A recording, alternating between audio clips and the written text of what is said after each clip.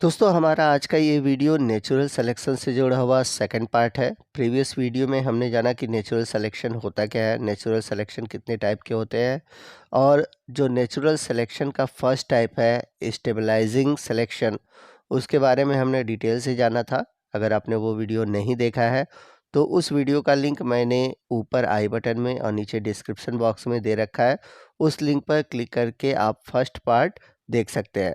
तो ये natural selection से हमारा जुड़ा हुआ सेकंड पार्ट है, जिसमें कि हम बाकी बचे हुए जो दो नेचुरल सिलेक्शन के टाइप है उनको हम डिटेल से डिस्कस करेंगे। तो आइए चलते हैं नेचुरल सिलेक्शन के सेकंड टाइप की ओर, जिसे हम बोलते हैं डायरेक्शनल सिलेक्शन या फिर प्रोग्रेसिव सिलेक्शन या फिर डार्विनियन सिलेक्शन। तो अगर हम बात करें डायरेक्शनल सिलेक्शन की, तो यहाँ पर हम एक पॉपुलेशन देखते हैं जिसमें कि आपको homozygous capital A, heterozygous capital A small A और होमोजाइगस रिसेसिव स्मॉल ए देखने को मिलेगा, जैसा कि प्रीवियस फर्स्ट पार्ट में हमने देखा था। अब इन तीनों तरह के जीनोटाइप में जो एक होमोजाइगस है वो फिट है। मान लेते हैं यहाँ पर जो कैपिटल है ये फिट है, यानी कि इन्वायरमेंट के अकॉर्डिंग फिट है। तो जो स्मॉल है ये अनफिट है। और अगर हम बात करें कैपिटल ए स्मॉल की, तो चूंकि इसमें कैपिटल ए है तो इस वजह से ये थोड़ा सा स्मॉल ए की कंपैरिजन में कम फिट है, लेकिन थोड़ा ये फिट है, यानी कि इसे हम कहेंगे लेस फिट। अब जैसे जैसे समय बीतेगा तो नेचर क्या करेगा, इन दोनों को एलिमिनेट कर देगा और जो फिट जीनोटाइप है यानी कि कैपिटल ए है इसको सेलेक्ट करेगी। तो इस तरह से देखा जाए तो ये जो पॉपुलेशन है केवल एक डायरेक्शन में सेलेक्ट हो गई, यानी कि एक डायरेक्शन में चेंजेस आ गए। तो अगर हम एग्जाम्पल के रूप में बात करें तो यहाँ पर हम बात करते हैं डीडीटी रेजिस्टेंस की, यानी कि कोई इंसेक्ट है जिसमें कैपिटल ए जीन है, तो उनमें क्या है डीडीटी रेजिस्टेंस है। तो बाकी जो जीन वाले हैं जैसे कि small A capital A small A वाले, तो इनमें डीटीटी के प्रति रेजिस्टेंस नहीं है। तो इन्वायरमेंट में क्या होगा कि केवल कैपिटल ए वाले ही जो इंसेक्ट है वो बच पाएंगे, क्योंकि ये डीडीटी के खिलाफ इनके अंदर वो जीन मौजूद है।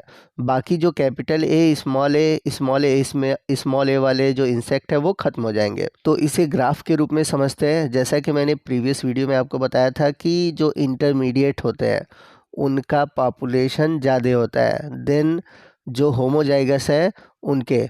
तो यहाँ पर आप देख सकते हैं होमोजाइगस कैपिटल ए स्मॉल ए इनका पॉपुलेशन कम है, और जो इस कैपिटल ए स्मॉल है उनका पॉपुलेशन अधिक है। लेकिन अगर जो कैपिटल ए यानी कि जो होमोजाइगस है, अगर वो इन्वायरमेंट में फिट बैठते हैं तो धीरे धीरे इनका पॉपुलेशन बढ़ जाएगा। तो होगा क्या कि इंटरमीडिएट से जो ग्राफ है वो शिफ्ट होकर किधर चला गया, ये होमोजाइगस कैपिटल ए की ओर चला गया। अब ऐसा भी हो सकता है कि जो स्मॉल ए होमोजाइगस है वो भी फिट हो सकता है। ठीक है, ज़रूरी नहीं कि कैपिटल ही फिट हो, स्मॉल ए भी फिट हो सकता है।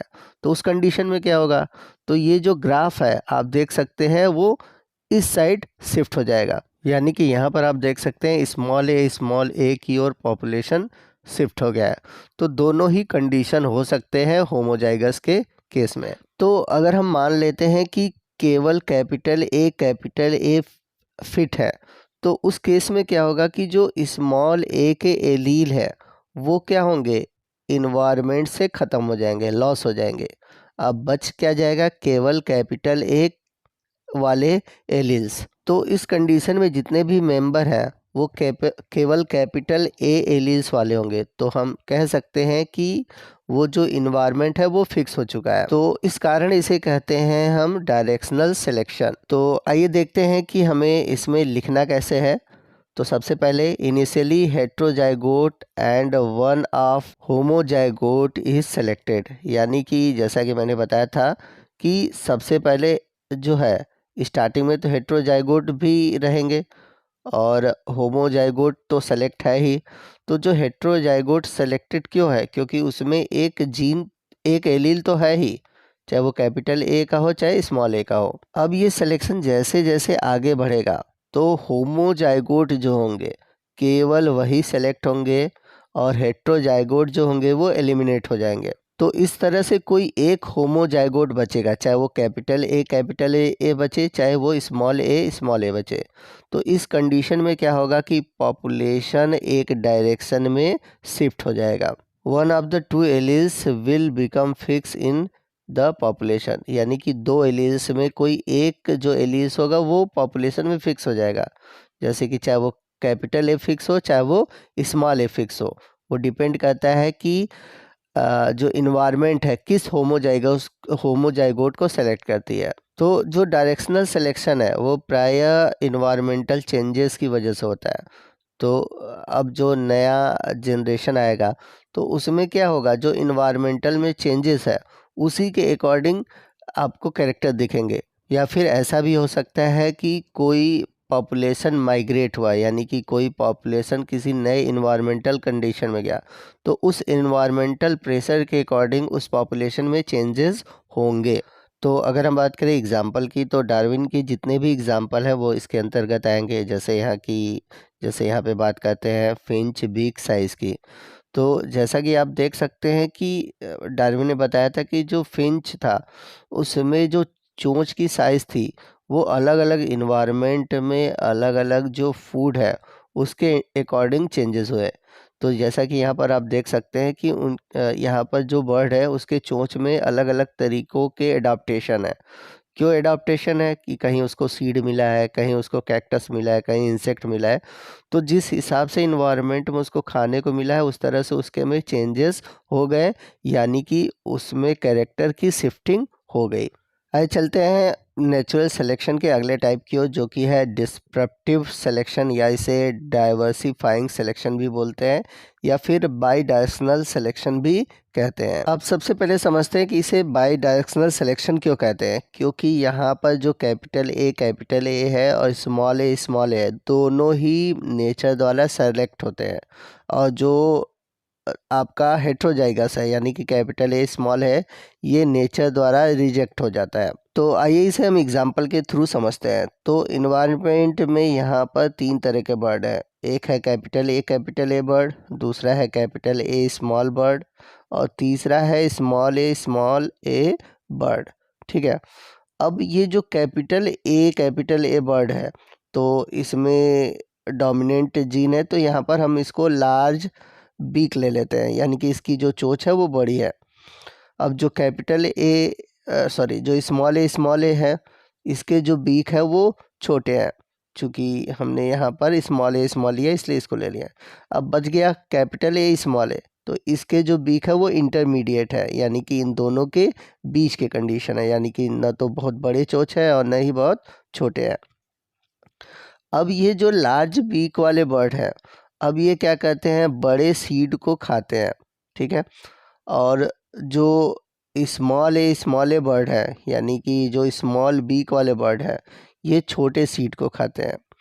और ये जो इंटरमीडिएट बीक वाले बर्ड है ये इंटरमीडिएट सीड को खाते हैं, यानी कि ना तो ये बड़े सीड को खाएंगे ना ही छोटे सीड को खाएंगे। अब होगा क्या कि इन्वायरमेंट में जो इंटरमीडिएट सीड है वो ख़त्म हो जाएंगे, यानी कि जो इंटरमीडिएट सीड थे वो एलिमिनेट हो गए। अब इस कंडीशन में होगा क्या कि केवल लार्ज सीड बच गया और स्मॉल सीड बच गया, यानी कि इन्वायरमेंट में अब केवल लार्ज सीड अवेलेबल है और स्मॉल सीड अवेलेबल है। अब यहाँ पर समझने वाली बात यह है कि जो इंटरमीडिएट बीक वाले बर्ड थे जब वो बड़े सीड खाने जाएंगे तो लार्ज बीक वाले बर्ड उसको रहने नहीं देंगे, और अगर वो स्मॉल सीड खाने जाएंगे तो स्मॉल बीक वाले जो बर्ड हैं वो उसको रहने नहीं देंगे, यानी कि कंपटीशन होगा। तो इस केस में होगा क्या कि केवल अब जो इंटरमीडिएट बीक वाले बर्ड थे वो ख़त्म हो जाएंगे, अब रह जाएंगे केवल लार्ज बीक वाले और स्मॉल बीक वाले, और आगे जाकर इन्हीं दोनों की जनरेशन चलेगी। तो एक तरह से इन्वायरमेंट में केवल अब बच कौन गया, कैपिटल ए और स्मॉल ए। इस प्रकार से यहाँ पर स्पेसिएशन हो गया, तो स्पेसिएशन कहने का मतलब क्या है कि एक जो बड़ी लार्ज पॉपुलेशन थी ये केवल दो पॉपुलेशन के बीच बट गई। तो आइए इसे हम ग्राफ के थ्रू समझते हैं। तो जैसा कि हमने देखा था पीछे भी पहले वाले में कि जो इंटरमीडिएट होते हैं उनका जो नंबर होता है होमोजाइगस के कंडीशन से ज़्यादा होता है, यानी कि कैपिटल ए स्मॉल ए इनकी संख्या कम होगी हेट्रोजाइगस से। लेकिन बाई डायरेक्शनल में होगा क्या, जो कैपिटल ए है, जो स्मॉल है, इनका जो सिलेक्शन होगा वो इन्वायरमेंट में ज़्यादा होगा। तो इसलिए जो इंटरमीडिएट है वो शिफ्ट हो जाएंगे दो डायरेक्शन में, यानी कि जो एक पॉपुलेशन थी वह दो पॉपुलेशन में डिवाइड हो गई, यानी कि बड़ी बिग साइज़ वाले और छोटी बिग साइज़ वाले। तो आइए इसमें लिखना क्या है समझते हैं। पहला है it is opposite to stabilising selection, यानी कि ये जो पहला वाला स्टेबलाइजिंग सिलेक्शन हमने पढ़ा था इसका उल्टा है। कैसे उल्टा है, तो स्टेबलाइजिंग सिलेक्शन में देखे थे कि जो इंटरमीडिएट है वो सेलेक्ट हो रहे थे, बाकी जो होमोजाइगस थे वो रिजेक्ट हो रहे थे। बट यहाँ पर क्या है, होमोजाइगस सेलेक्ट हो रहे हैं और जो इंटरमीडिएट है वो रिजेक्ट हो रहे हैं। तो इसलिए ये स्टेबलाइजिंग का क्या है, अपोजिट है। अगला पॉइंट क्या कह रहा है, अगला पॉइंट ये कह रहा है कि ये जो है कंसेप्ट ये अंडर डोमिनेंस पर डिपेंड करता है, जबकि हमने देखा था कि जो स्टेबलाइजिंग सिलेक्शन था वो ओवर डोमिनेंस पे डिपेंड कर रहा था। अब इसे अंडर डोमिनेंस क्यों कह रहे हैं, अब इसे अनफिट इसलिए कहा जाता है कि जब capital A small A unfit हो और जो कैपिटल ए है और स्मॉल है ये दोनों क्या हो, फिट हो, तो इस कंडीशन को हम कहते हैं under dominance. Both homozygotes are selected while the heterozygotes are eliminated. तो हमने देखा था कि जो होमोजाइगस है कैपिटल ए स्मॉल ए ये सेलेक्ट होते हैं और heterozygous capital A small A reject हो जाते हैं। Both direction are favoured and population split into two mean population. तो दोनों ही डायरेक्शन में चलता है और इसमें क्या होता है कि जो पॉपुलेशन होती है ये दो भागों में बढ़ जाती है। जैसा कि मैंने बताया था दो तरह के बर्ड थे, एक लंबी चोंच वाली और एक छोटी चोंच वाली। Disruptive selection is lead to sympatric speciation through a phyletic gradualism mode of evolution. कहने का मतलब ये है कि एक ही एरिया में रहकर एक नई स्पीसीज बन जाती है तो उसे हम बोलते हैं सिंपैट्रिक स्पेसिएशन। अगला पॉइंट ये कह रहा है कि generally hybrids have reduce fitness which promotes reproductive isolation. जैसा कि मैंने बताया था कि जो हाइब्रिड वाले हैं यानी कि कैपिटल ए स्मॉल वाले हैं वो धीरे धीरे क्या होते हैं, खत्म हो जाते हैं क्योंकि वो फिट नहीं बैठते। तो इस तरह से रिप्रोडक्टिव आइसोलेशन आ सकता है। तो दोस्तों इसी के साथ हमारा नेचुरल सिलेक्शन और इसका जो टाइप है ये ख़त्म होता है। आई होप आपको जो नेचुरल सिलेक्शन है अच्छे से समझ में आ गया होगा। फिर भी अगर कोई डाउट है तो आप हमें कमेंट करके पूछ सकते हैं। तो आपको आज का ये वीडियो कैसा लगा ज़रूर बताइएगा। वीडियो अच्छा लगा हो तो वीडियो को प्लीज़ लाइक करिएगा, अपने दोस्तों में शेयर कीजिएगा। तो मिलते हैं अगले वीडियो में अगले टॉपिक के साथ, तब तक के लिए जय हिंद जय भारत।